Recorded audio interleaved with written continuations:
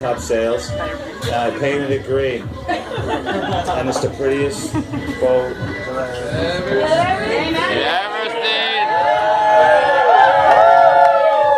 I had a premier once and his name was Brian Tobin, and he went to war with Spain over something called a turbot.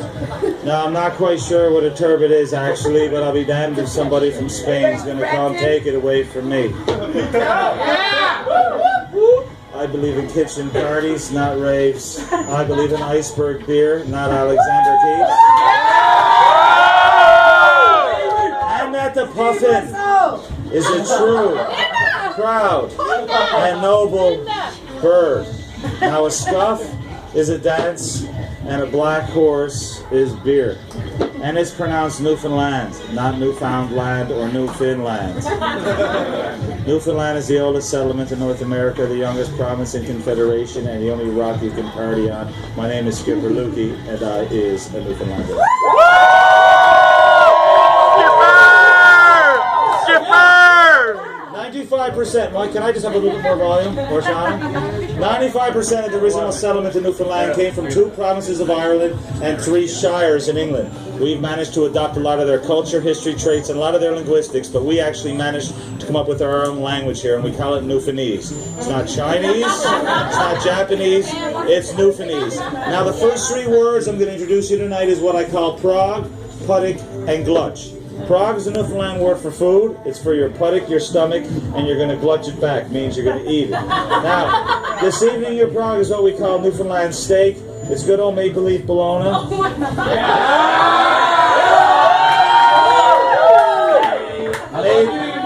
Made in Toronto, Ontario.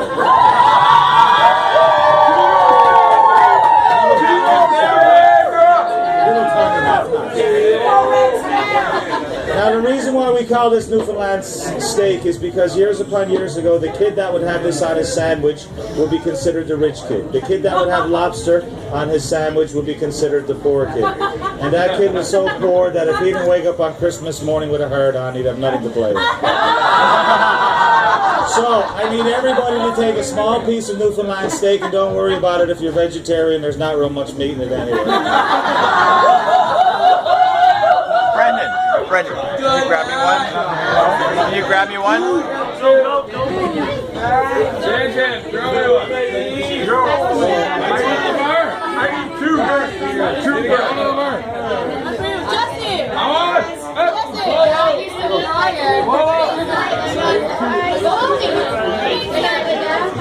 Actually, can we just pick up the one that's on the ground? Thanks, brother. On the table? Otherwise, someone's going to stand.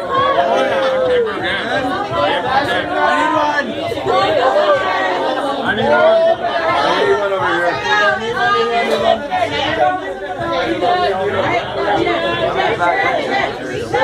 Who didn't get one?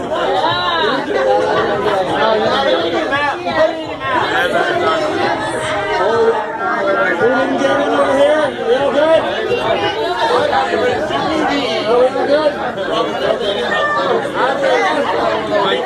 Are we all good? Did everyone get one?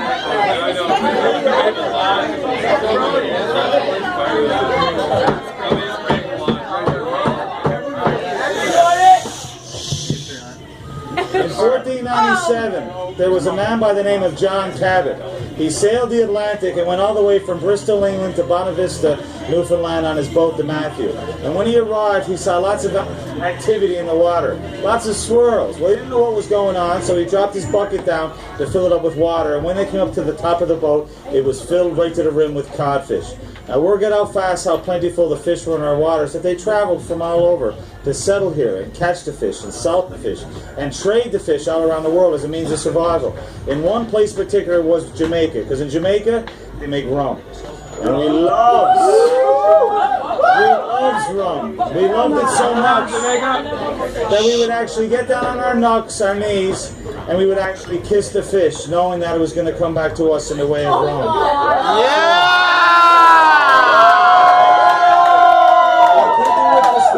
Tradition. I got a little buddy for you to meet.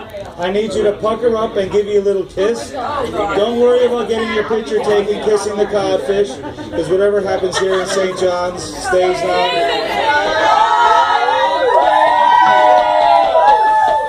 on Facebook and YouTube. It's true.